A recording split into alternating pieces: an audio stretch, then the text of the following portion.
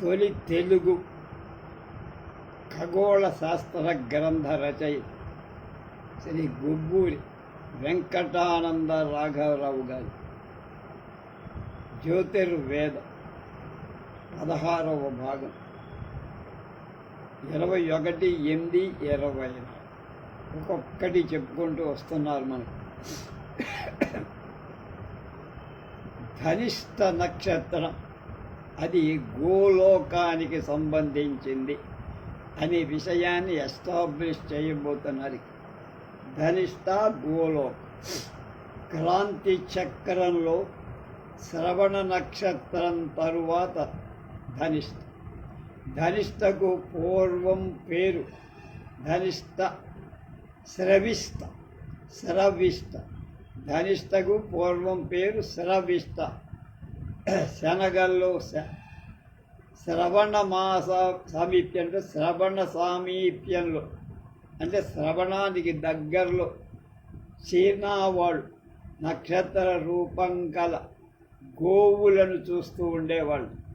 వాళ్ళకి అక్కడ ఆవులు కనబడి క్రీస్తు శకానికి 5 శతాబ్దాల ముందు ఉన్న కుంగు ఫూచే అనేటువంటి ఆయనే కన్ఫ్యూషియస్ అన్నాడు. ఈయన కుంగు ఫూచే అన్నాడు. కన్ఫ్యూషియస్ అనే చైనా గొప్ప వేదాంతి కింద లెక్క. అనే చైనా పండితుడు వీటిని వృషభాలుగా అంటే ఎద్లుగా భావించి వాటిని గురించి చిన్న గీతం ఒకటి పాట రాశారు. ఆ గీతానికి అర్థం చెప్తున్నాం. తేజస్సు ఓజస్సు కల ఈ 2 ఎడ్లు భారవాహాలే, ఎంత బరువైనా మొయ్యగలవు. కానీ మన బళ్ళకు వాటిని పూలుద్దామనుకుంటే అవి మనకు అందుబాటులో లేవు. ఆ ఎడ్లను తీసుకొచ్చి మన బండి కడదామంటే ఆ ఎడ్లు ఎక్కడో ఆకాశంలో ఉంటాయి, మనకు అందుబాటు కావు. చైనా పండితుడు చెప్పక పూర్వమే ఋగ్వేదంలో ఈ గోబృంద ప్రశంస కలదని మనం ముందే చెప్పుకోం. ఋగ్వేదం 1వ మండలం 154వ సూక్తంలో 6వ మంత్రం ఎత్ర గావో భూరి శృంగా అయాసహ అని చెప్పాం. అనేకమైన కొమ్ములు కల చురుకైన గోవుల బృందం ఏ దేవుడి పరమపద సమీపంలో ఉందో ఆ దేవుడు విష్ణువే అని దీర్ఘతముడనేటువంటి మహర్షి వివరించి చెప్పారు. ఈ గోలోకమే కృష్ణావతారానికి నంద గోకులమే. ఆయన పెరిగిన పది. ఈ సంగతులు ఇప్పుడు చెప్తాం. దానికి పూర్వం ఋగ్వేదంలో 3వ మండలంలో 6వ సూక్తంలో 4వ మంత్రం దాని అర్థం మహసధత్తే ధ్రువ ఆనిషత్తోంతజ్యవామాహినే హర్యమాణా అస్క్రే స పత్నే అజరే అమృతై స వర్ధుఘే ఉరుగాయస్య ధేను. మళ్ళా మహసధంతే ధ్రువ ఆనిషత్తో అంతర్జ్యావామాహినే హర్యమాణా అస్క్రే సపత్నే అజరే అమృతే సవర్ధుఘే ఉరుగాయస్య ధేను.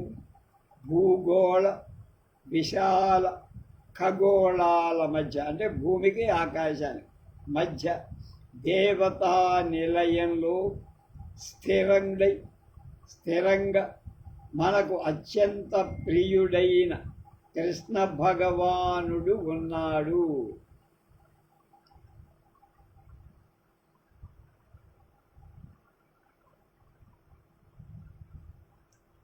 ఎడబాటు లేకుండా అంటే ఆయనకి మనకి విడిపోవటం అందులో అతని తోడిదే లోకంగా అజరామరంగా అంటే పుట్టకం లేవటం సావటం బతకటం అనేవేమీ లేకుండా నిత్యం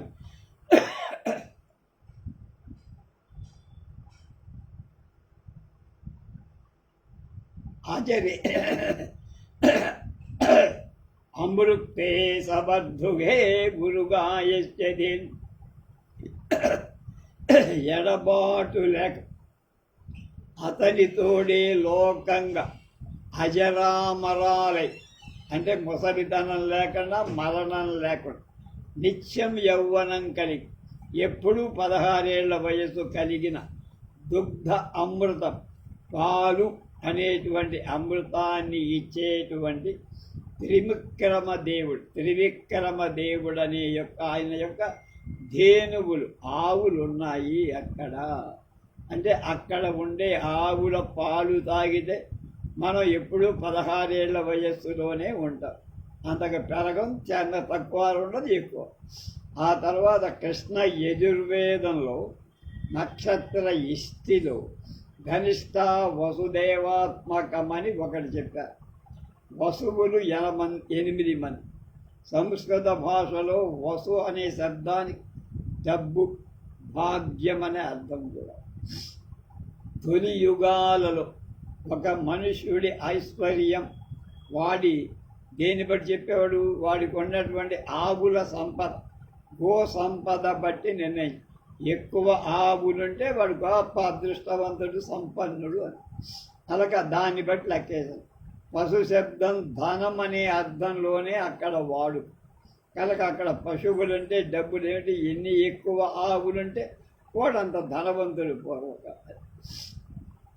పశు శబ్దానికి లాటిన్ భాషలో పెకు అనే రూపం ఉంది. దాని నుండి పిక్యూనియరి అనే ఆంగ్ల పదం, పిక్యూనియరి, PECUNIAR,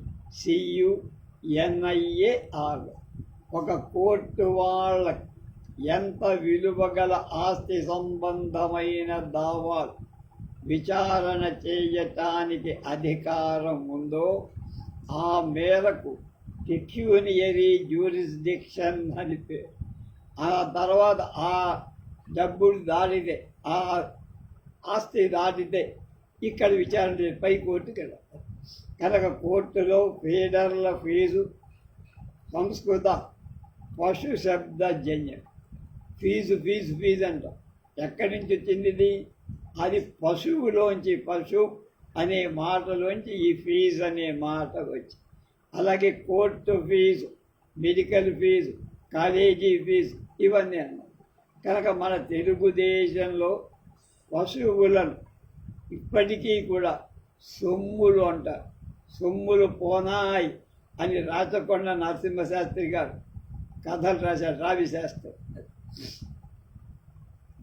కనుక మన దేశంలో పశువులను ఎక్కడ ఉత్తరాంధ్రలో బాగా, అంటే వైజాగ్, విశాఖపట్నం, విజయనగరం, శ్రీకాకుళం ఆ ప్రాంతాల్లో గొడ్లకి, పశువులకి సొమ్ములు అని పేరు. సొమ్ము అంటే డబ్బు, సంపద అన్నారు. కనుక సొమ్ములు పోనాయి అనే ఒక నవల రాశాడు ఆయన, రావి శాస్త్రి. బహుయుగాల నుండి వసువుల ఆకాశంలో ఉండే 8 మంది పశువులతో అవినాభావ సంబంధం కలిగి ఉన్నది అని నిరూపించటానికే ఈ సంబంధం, ఈ చరిత్ర చెప్పానంట. అందులో మొదటి వసువు భీష్ముడు. అష్టవసులలో ఒక ఆయన గోచౌర్యానికి, ఆవుల్ని దొంగలించటమని దానికి శాపం పొంది శక్తుడై భీష్ముడై జన్మించాడని మహాభారతం. పూర్వజన్మలో ఆయన గోవుల్ని దొంగిలించాడు కనుక నువ్వు భీష్ముడిగా పుట్టరా భూలోకంలో అంటే ఆయన భీష్ముడిగా. భీష్ముడు మాఘమాసంలో ఉత్తరాయణ పుణ్యకాలంలో దివంగతుడయ్యాడని తెలుసుగా మనకు భారతంలో చెప్పు. ఉత్తరాయణం వచ్చిన తర్వాత చనిపోయాడు. అంతకు పూర్వం కొన్ని రోజులు అర్జునుడు వేసిన బాణాలతో కట్టిన ఒక పడక మీద, అంపశయ్య, అంప అంటే అమ్ము అంటే బాణం, శయ్య అంటే బాణాలతో అమర్చబడిన పక్క మీద ఆయన సావకుండా బతకకుండా అలాగే ఉన్నారు. ఉత్తరాయణం కోసం ఎదురొచ్చారు. ఉత్తరాయణం వస్తే మోక్షమనాలి. దేవవ్రతుడైన భీష్ముడు అధర్మ యుద్ధం ఏం చెయ్యాలి, కొంతకాలం స్త్రీ అయి తర్వాత పురుషుడైన శిఖండిపై భీష్ముడు గడ్డిపోత కూడా ఆయన మీద వదల. భీష్ముడితో సక్రమ యుద్ధం చెయ్యలేక అర్జునుడు శిఖండిని తన రథంపై కూర్చోపెట్టుకొని తన విల్లు శిఖండి చేత ముట్టిస్తూ భీష్ముడి మీద ఘోరమైన అస్త్రాలు ప్రయోగి. అప్పుడు భీష్ముడు అంటాడు, అర్జునస్య ఇమే బాణా శిఖండిన కృతంతి మమ గత్రాని మాఘమాసే గవాం ఇవ అన్న. మాఘమాసం గోవులకు ప్రాణాంతకమైన వేదన కలిగిస్తుంది. దెబ్బలు వస్తాయేమో పశువు. ఖగోళంలో భూగోళంలో గోవులకు ఆవులకు మాఘమాసం పీడాకారం అంటే గాలికుంటు వ్యాధులు అలాంటి వ్యాధులు రావచ్చు. మాఘమాసం సరి ఆవుల మందకు పులిలాగా ఉంటుందన్న. గోలోకంతో ధనిష్ట అప్పుడు అస్తమిస్తుంది. ఆ అస్తమించిన పశువులకు గాళ్ళు అలాగే ఇందాక గాళ్ళ జబ్బులు తగులుతాం. ఆ తగలటం చేత పశువులు ఎక్కువగా మాఘమాసంలోనే చచ్చిపోతాయి. డాక్టర్లను లేకపోతే నాటు వైద్యం చేసేవాళ్ళు వాళ్ళను పిలిచి మందు పశువుల ఆసుపత్రికి వెళ్తే గాళ్ళు బాగా ఉన్నాయి.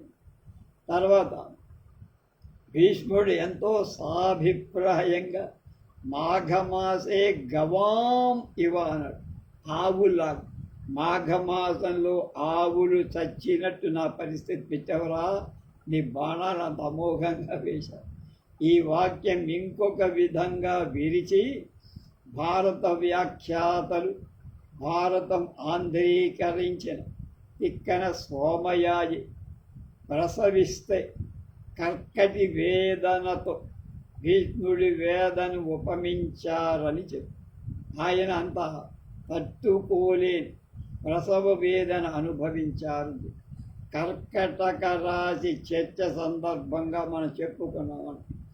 కర్కటి పరంగా చెప్పటం కంటే గోపరంగా సమన్వయించడం సరైన విధానం. ఈ విషయాన్ని గురించి దీర్ఘంగా వేరొక వ్యాసం రాద్దాం అనుకుంటున్నాం. ఈ చర్య ఇక్కడ ముగిస్తా. ధనిష్ఠా నక్షత్రాలు గోలోకంలోవే అని నిరూపించడం నా ఆశయం. శ్రీకృష్ణ జన్మాష్టమి రోజు ఈ విషయం మనకి తేట తెల్లము. ఎలా? నందగోకులం శ్రీకృష్ణ జన్మాష్టమి రేపు సోమవారం 26వ తేదీకి కృష్ణాష్టమి శ్రీకృష్ణ జన్మాష్టమి వస్తుంది.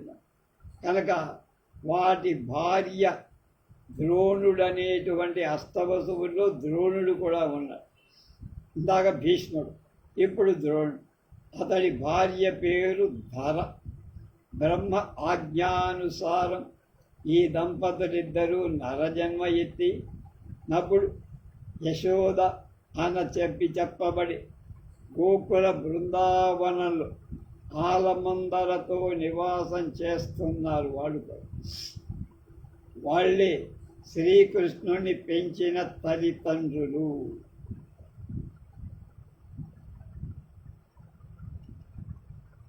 శ్రీకృష్ణ జన్మం శ్రావణ బహుళ అష్టమి. శ్రావణ పూర్ణిమ నాడు శ్రవణ నక్షత్రంలో చంద్రుడు సూర్య అస్తమాన వేళ తూర్పున ఉదయిస్తాడు.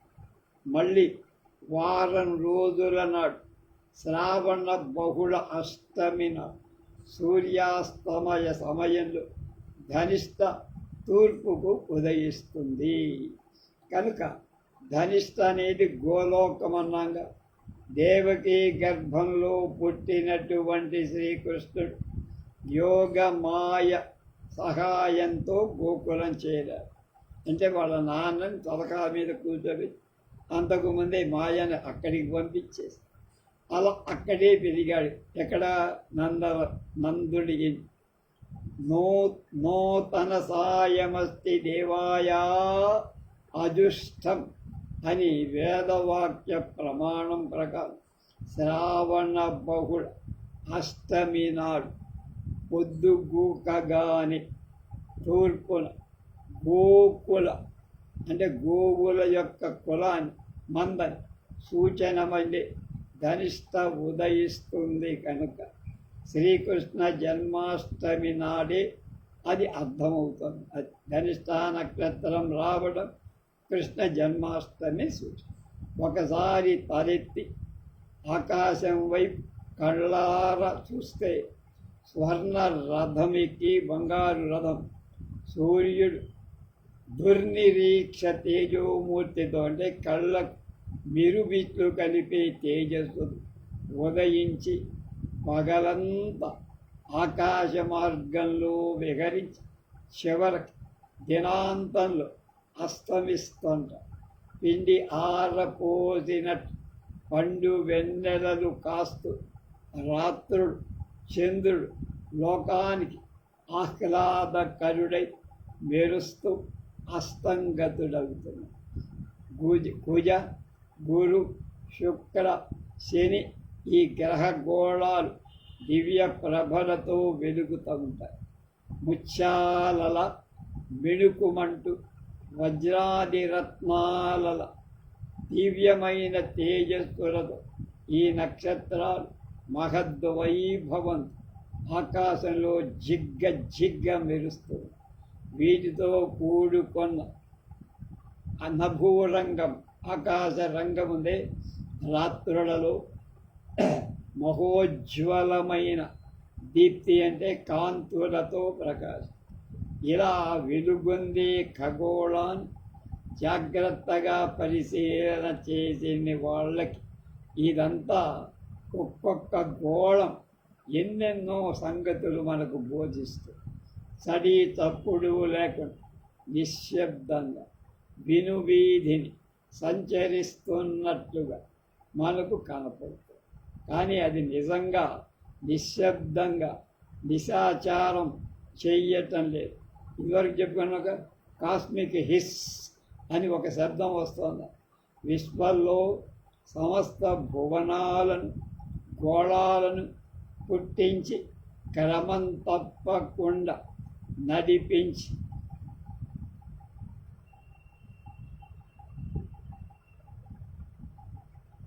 రాజ్యం ఏలేటువంటి ఒక అందరికీ ఏలిక అంటే రాజు యొక్క మహిమను కీర్తిస్తూ నియమిత మార్గాలను అనుసరించి సంచారం చేస్తూ ఉంటాయి. అవి ఎక్కడ ఆగవు.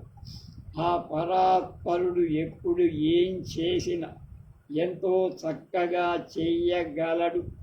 ఆయన గొప్ప మహిమలతో ఉన్నవాడు. అవి నిరంతరం చెబుతున్నాయిట. విశ్వచక్షుర్ వివరాలు పునః అవలోకనం. శ్రీ విష్ణు భగవానుడి పదం దివానికి చక్షురింద్రాలలాగా ముఖ్యమైన విషయం. అంగం అంటే భాగం. విశ్వానికి అదే కేంద్రం, సెంటర్.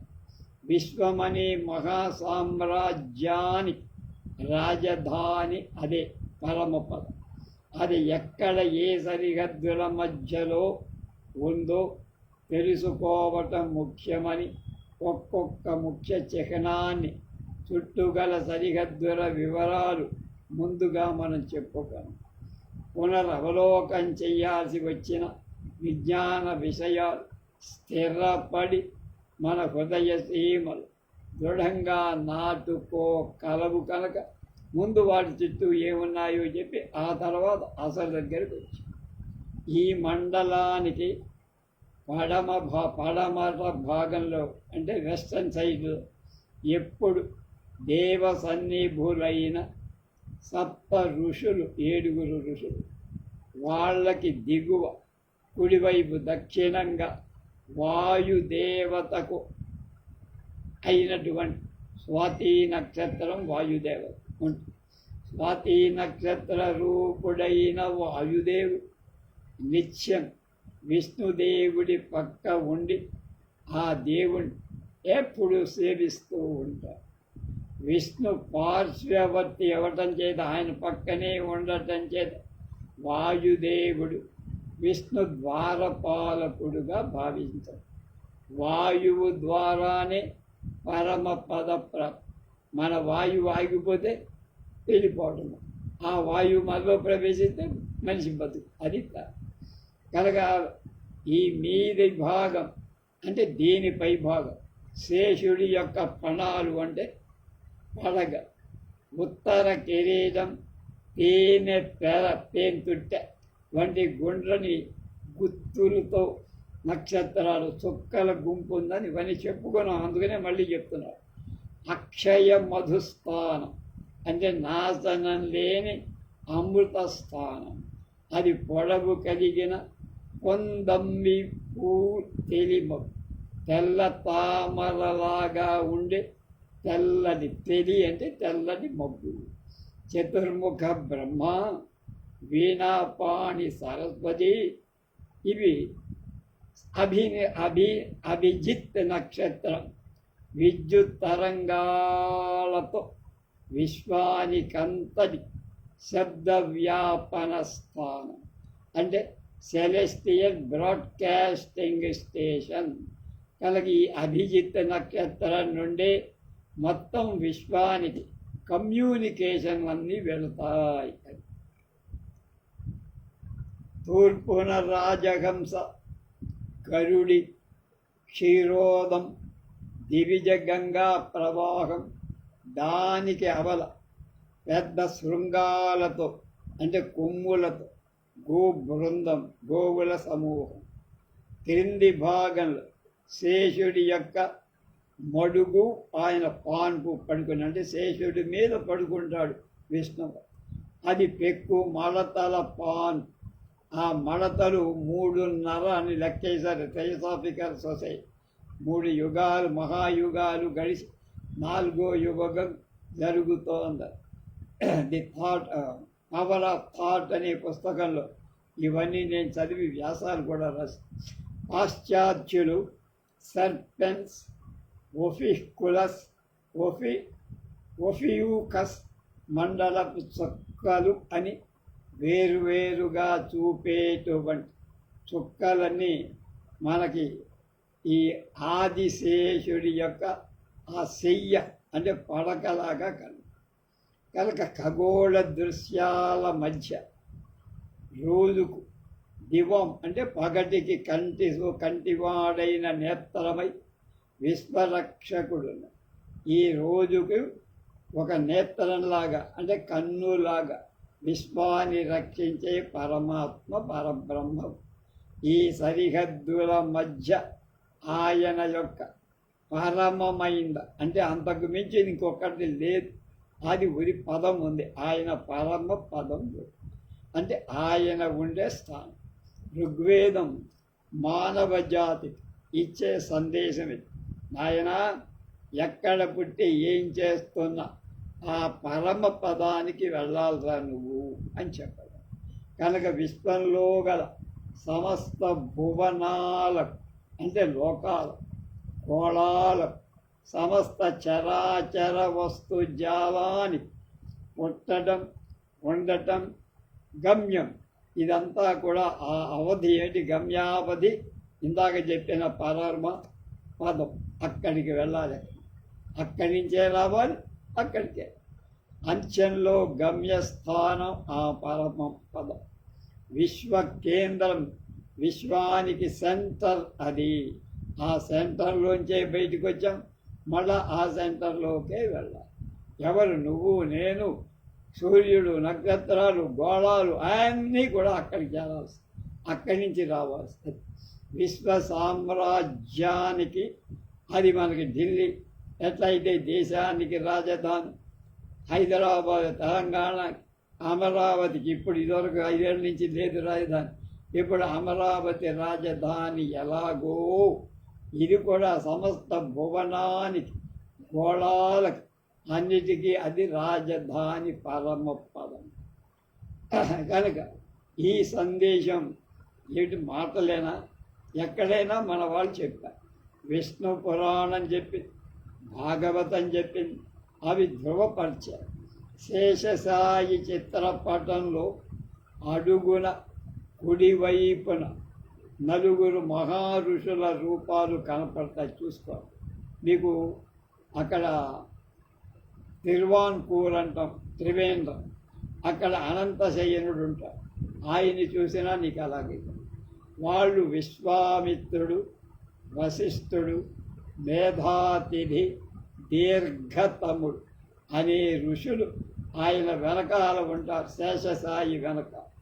కనుక విశ్వ సమస్య సాధించిన వైజ్ఞానిక ఉత్తముడు శేషసాయి చిత్రాన్ని వాళ్లకుండే టెలిస్కోపులో చూస్తే వాళ్ళకి ఖగోళ పరిశోధన చేస్తున్న వ్యక్తి సర్ విలియం హెర్షల్ దొరగారికి 1783లో మొదట ఒక యంత్ర సహాయంతో సూర్య కుటుంబము యొక్క గమ్యం, సూర్య కుటుంబం ఎక్కడికి వెళ్తుంది తిరిగి దాని గురించి ఆ టెలిస్కోప్ ద్వారా ఆయన పరిశీలించి, హెర్షల్ ప్రక్కనున్న వ్యక్తి ఆయనతో పాటు సైమన్ న్యూకాంబ్ అనే ఇంకొక ఇద్దరు కలిసి ఆయన కూడా సూర్యుడు వేగా నక్షత్రం దగ్గరకి వెళుతున్నాడు, వేగంతో వెళుతున్నాడు. సెకన్కి 12 మైళ్ళ వేగం, అంటే 18 కిలోమీటర్ల వేగంతో, సెకన్కి 18 కిలోమీటర్ల వేగంతో సూర్యుడు వెళ్ళి అక్కడ చేరిపోతాడు. ఎక్కడ వేగాలు అంటే ధనిష్ఠా నక్షత్రం. పాశ్చాత్య వైజ్ఞానిక సూర్య కుటుంబం మాత్రం ఉత్తర దిశకు విష్ణుని పరమ పదానికి పోతున్నట్లుగా అర్థం చేసుకోగలిగి మన మహారుషులు సూర్య కుటుంబం ఒక్కటే కాక 7 మరుత్తులు అంటే 6 మరుత్తులు, 8 మంది వసువులు, 9 మంది బ్రహ్మలు, నవబ్రహ్మలు, 11 మంది రుద్రుడు, ఏకాదశ రుద్రుడు, 12 మంది ఆదిత్యులు, సూర్యుడు మొదలైన దేవకోట్లు ఈ సమస్త విశ్వాన్ని విష్ణు పదం నుండి పుట్టాయి, మళ్ళీ అక్కడికే చేస్తాయి.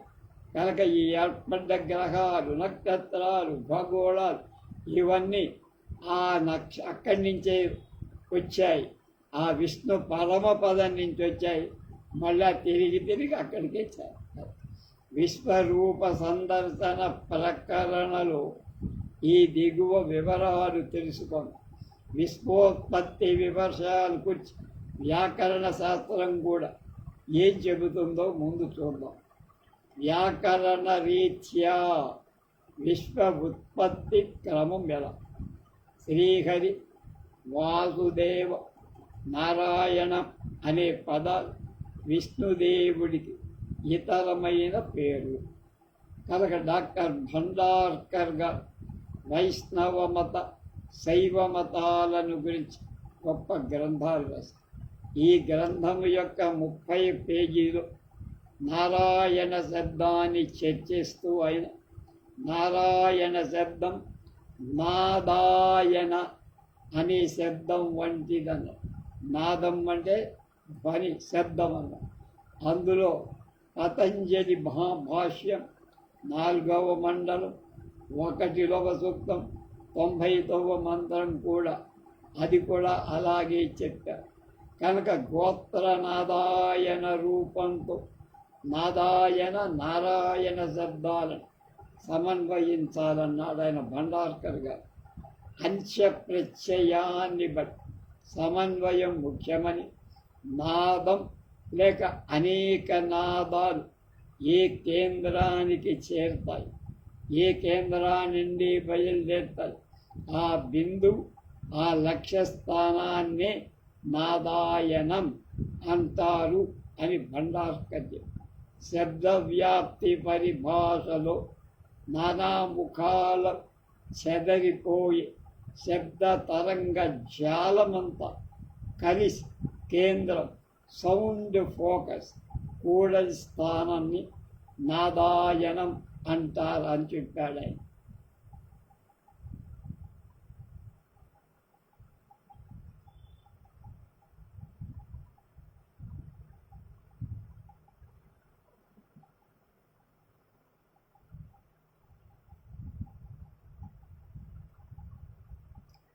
అందుకో పతంజలి మహాభాష్యం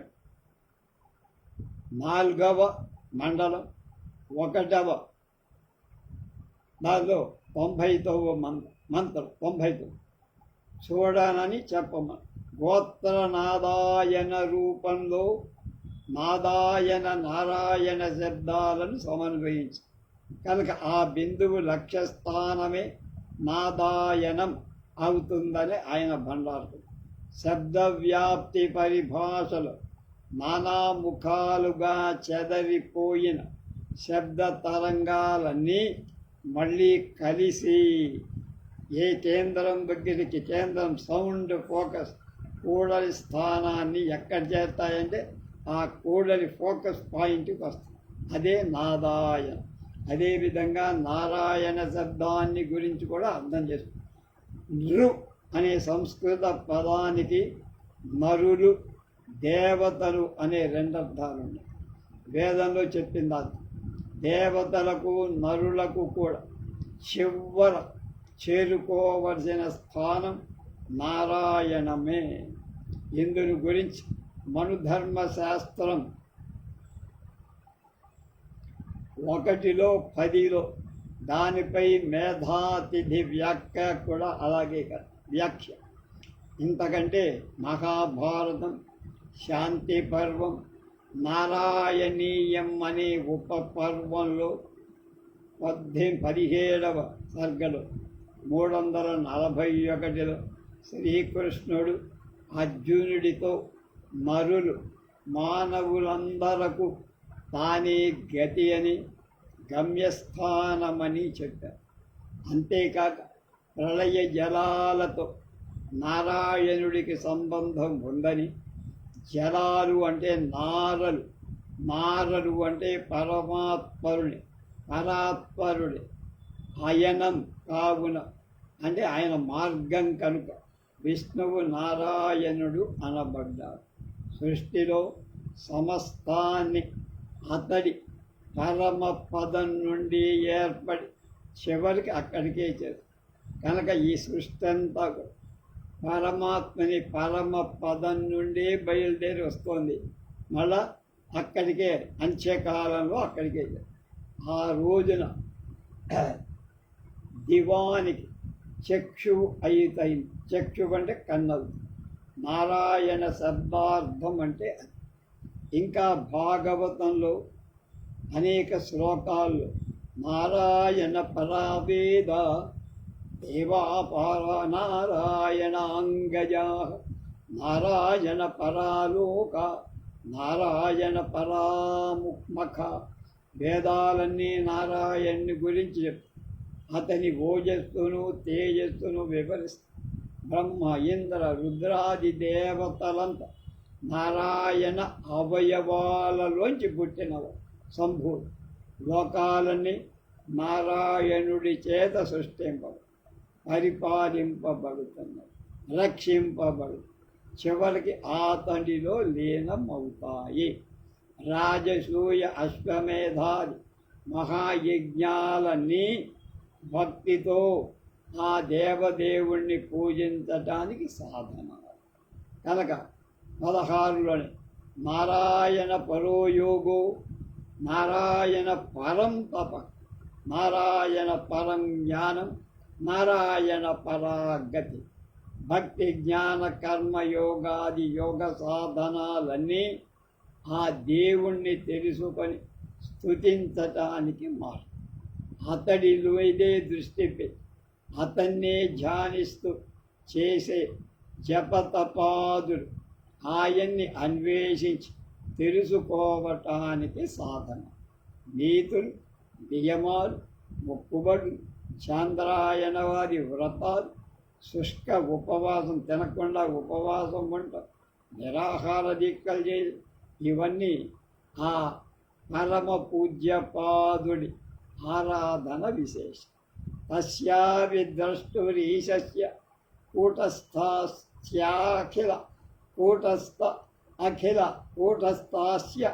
అఖిల ఆత్మయ సృజ్యసృయామి సృష్ణోహ ఈక్షయైవాభిచోదిత.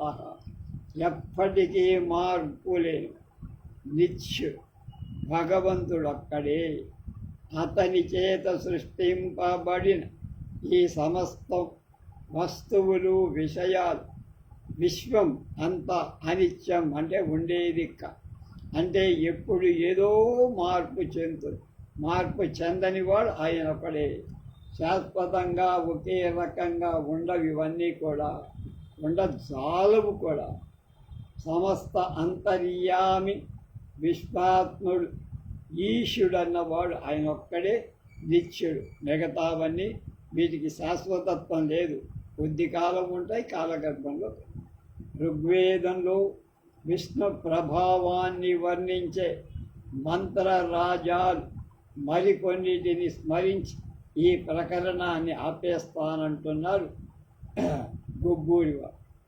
ఋగ్వేదం 1లో 22లో 10 విష్ణుర్గోపా, 154లో 4 ఏకోదాధార భువనాని విశ్వ, 156లో 3 మహస్తే విష్ణు సుమంతి భజామహి, 3వ మండలం 54లో 8 ఏ యద్ధ్రువం పశ్యతే విశ్వమేకం చరత్మతత్రి విషుణం విజాతం, 3లో 55లో 10 విష్ణుర్గోపాః పరమం పాతి పాదః పర్యాధామాన్యమ అమృత దధానః అగ్నిష్వా విశ్వా భువనాని వేద మహద్దేవానా.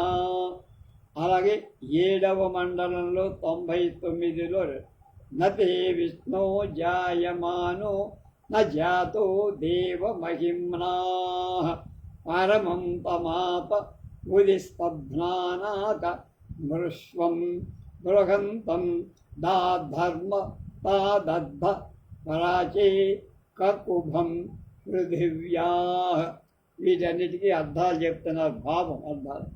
విష్ణు భగవాన, పుట్టిన వాళ్ళలు, పెరిగిన వాళ్ళలు, నీ మహత్వాన్ని పూర్తిగా తెలుసుకున్నవాడు ఒక్కళ్ళు కూడా లేదు. భూలోకము యొక్క తూర్పు చివర పదిలంగా భూమిపై నాకాన్ని అంటే స్వర్గాన్ని స్థిరంగా ఉంచిన శిల్పువి నువ్వే కదా. అలాగే 10లో 129లో యో అప్యాధ్యక్ష పరమే వ్యోమన్ పరమవ్యోమమున, అంటే అది దాని అర్థం.